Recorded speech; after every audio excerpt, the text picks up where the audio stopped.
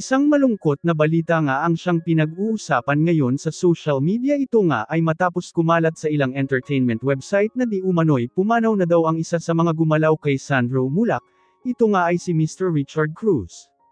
Ayon sa balita, kritikal daw ang lagay ngayon ni Richard matapos nga daw itong atakihin dahil sa sama daw ng loob nito sa ginawang bintang ng mag-amang Nino at Sandro Mulak.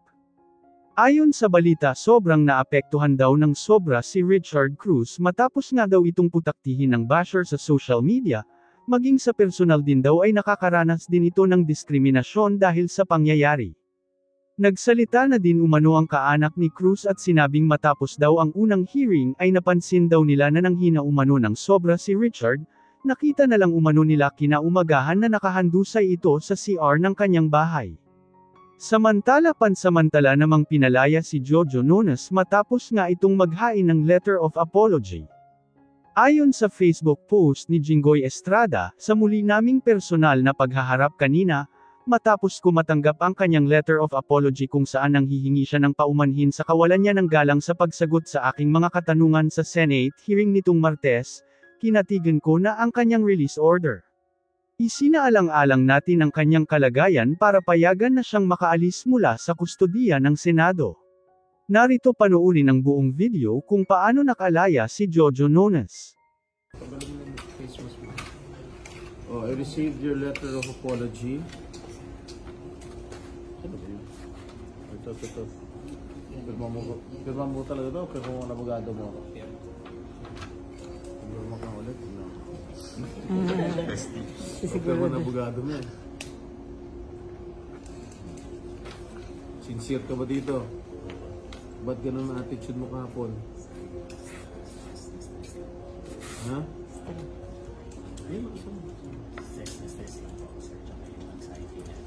Mas maglakas pa ang boses mo sa akin. Ha?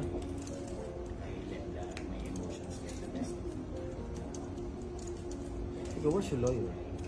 Wala. They're just waiting. They're in their office. Okay. Si Senator Padilla has already signed your order of release, but the Senate President hasn't approved of it yet. I will forward the release order now, after this, in my letter to the Senate President for his approval. Okay, I will sign it in front of you. And good luck sa iyong kaso. I'll see you in anong jail ba?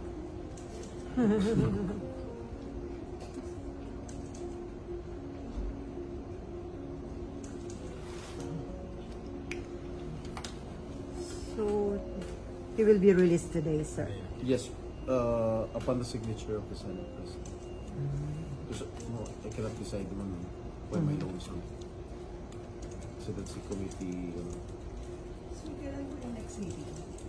Hindi ko alam kay Senator Robin. Pero I will advise him to